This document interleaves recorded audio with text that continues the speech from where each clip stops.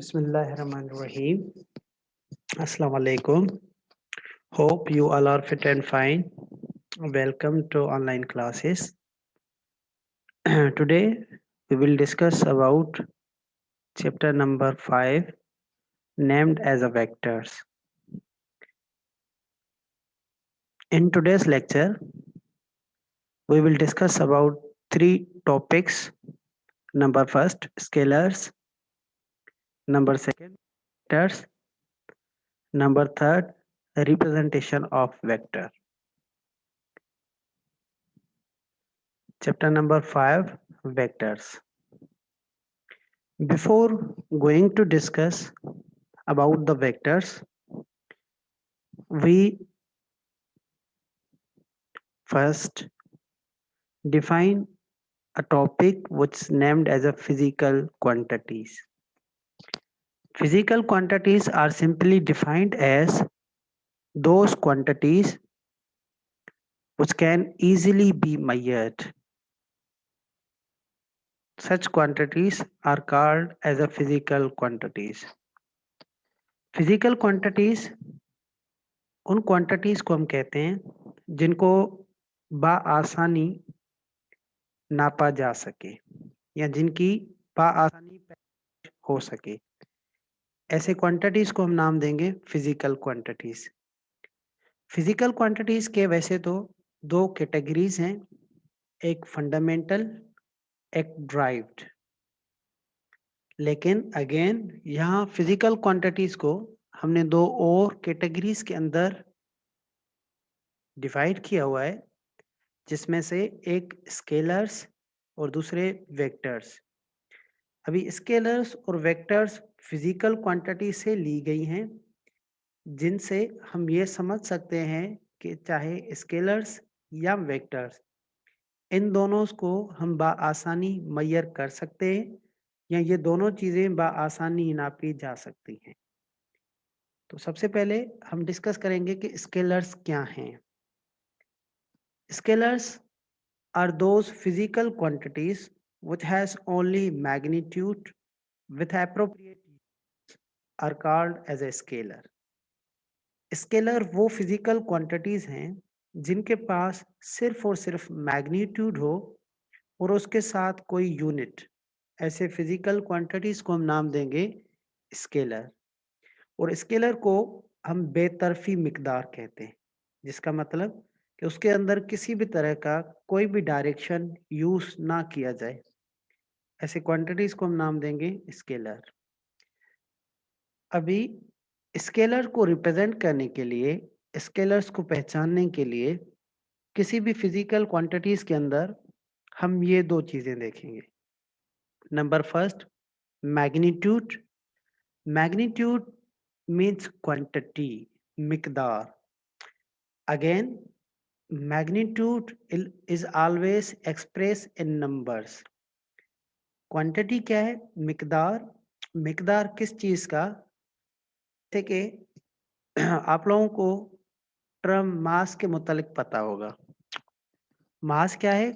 Quantity of matter present in a body.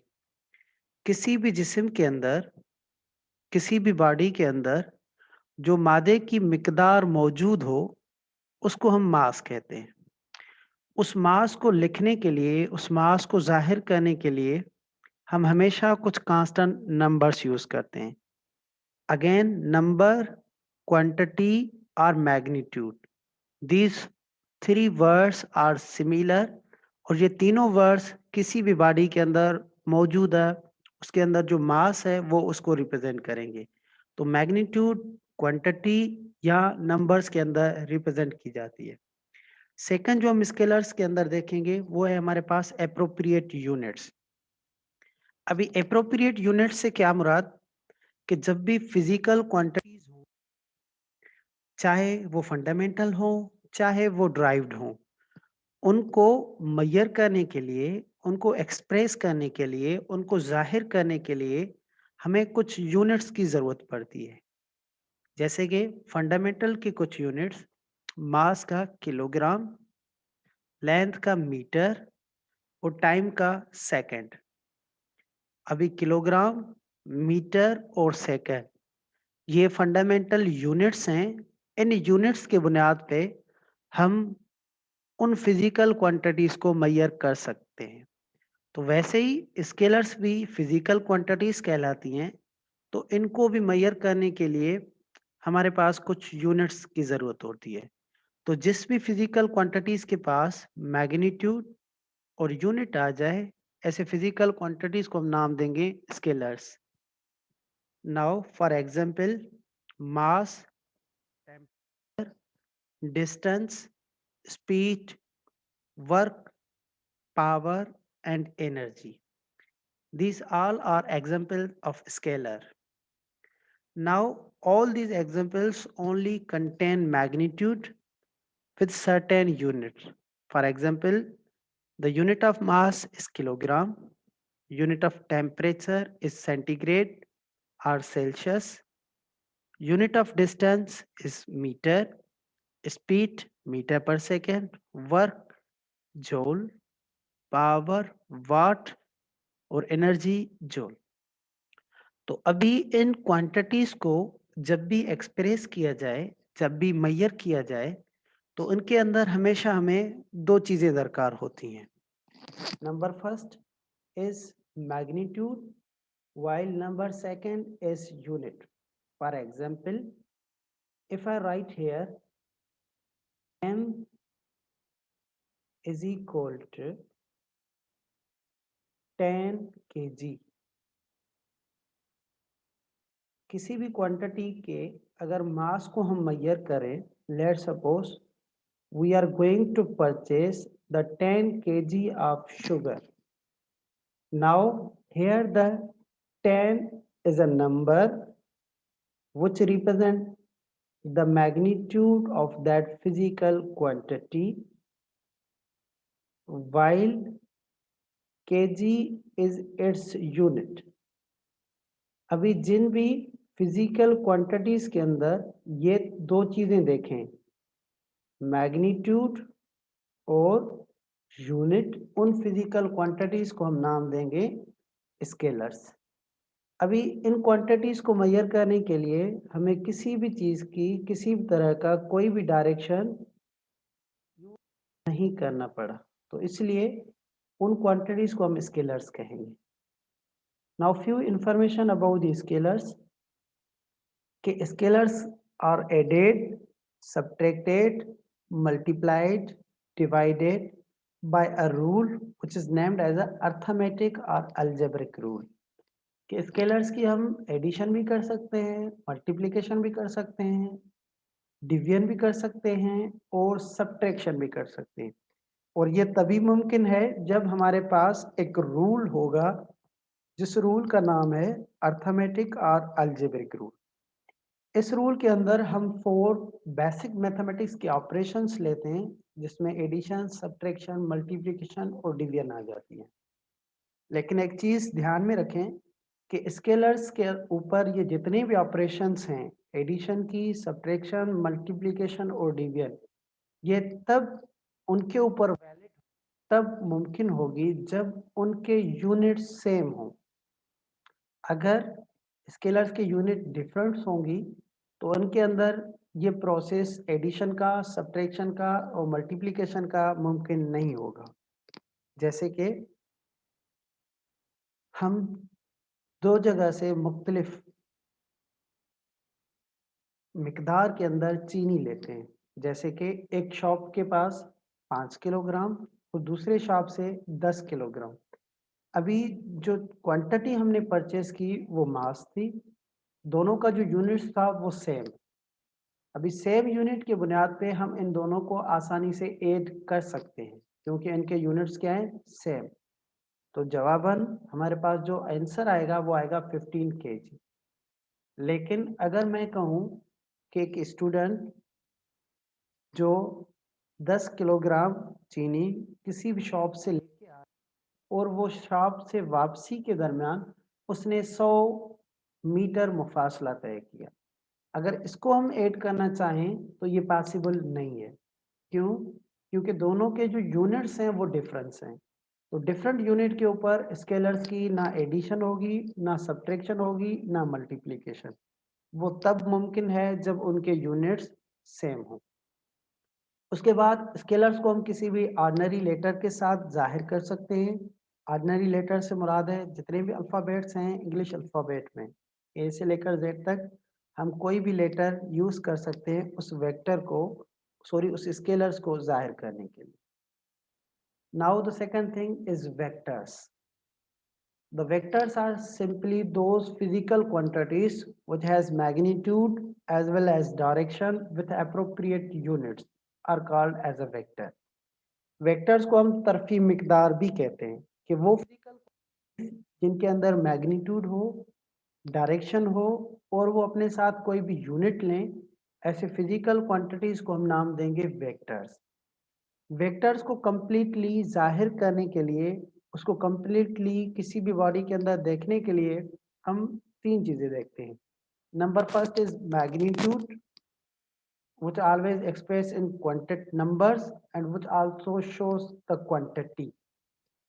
The second is the direction, and we have four different directions: east, west, north, and south, which can represent the direction of any physical quantity. And the third one is appropriate unit. Now, in any physical quantity, whenever these three things present in that physical quantity will be called as a vector quantity. A few examples: displacement, velocity, acceleration, momentum, and torque. These all physical quantities are called as a vector quantities. These quantities has magnitude with themselves, directions also, along with the appropriate units. Now for example, if I am going to make two different points, point A and point B, and drawing a straight line between these 2 points. Now if I say the distance between point A to point B is 10 centimetre. A से लेकर point B तक जो मुफासला है उनके दरमियान वो 10 centimetre का है। अभी ये ए और बी के दरमियान जो मुफासला है वो बिल्कुल सीधा है और शॉर्ट, तो इस मुफासले को हम नाम देते हैं डिस्प्लेसमेंट, जिसको डिफाइन कुछ यूं करते हैं: the shortest distance between 2 points in a straight line is called as a displacement. Now as you see, the 10 is a number which represent the magnitude, while centimeter is unit, and the head of this arrow will represent the direction. तो जब भी किसी भी physical quantities के अंदर ये तीन देखें हम जैसे कि मैग्नीट्यूड, यूनिट और डायरेक्शन, तो ऐसे फिजिकल क्वांटिटी को हम नाम देंगे वेक्टर क्वांटिटी। वैसे ही जब डिस्प्लेसमेंट में चेंज आए तो वेलोसिटी प्रोड्यूस होती है, वेलोसिटी में चेंज आए तो एक्सेलरेशन, और फोर्स भी वेक्टर है और मोमेंटम भी। अभी जैसे कि स्केलर के मुतालिक हमने पढ़ा कि वो ऐड भी हो सकते हैं, सब्ट्रैक्ट भी, मल्टीप्लाई और डिवाइड भी। जो रूल था अर्थमेटिक और अलजेब्रिक, लेकिन वेक्टर्स के लिए वो रूल वैलिड नहीं, क्योंकि वेक्टर वो फिजिकल क्वांटिटीज हैं जो अपने साथ डायरेक्शन लेते हैं। तो डायरेक्शन के मुतालिक हम सिंपल अर्थमेटिक रूल यूज नहीं कर सकते, क्योंकि उसके अंदर सिर्फ हम मैग्नीट्यूड के ऊपर ऑपरेशन सॉल्व कर सकते हैं। लेकिन जब वेक्टर्स के अंदर डायरेक्शन आ जाती है तो उस के सॉल्यूशन के लिए हम दो और मेथड यूज करेंगे, जिसमें से एक मेथड है जियोमेट्रिक और सेकंड मेथड है trigonometric. With the help of these two methods, we can add, subtract, multiply, and divide a vector. Now, what the two rules are? Geo word means earth, and metric means measurement. Now, geometric is what? It is the measurement of earth. As you see, whenever we are going to measure the earth, we use or we indicate the direction along with the unit, along with the magnitude. In same, tri word means three, cono means angles, and metric means measurement. Measurement of three sides, measurements of three angles is called trigonometry. Now, with the help of these two methods, we can add, subtract, multiply, and divide the vectors easily. Now, representation of vector. Representation word means to denote or to show or to write. Representation of vector का मतलब है कि एक vector को हम कैसे लिखें, कैसे जाहिर करें.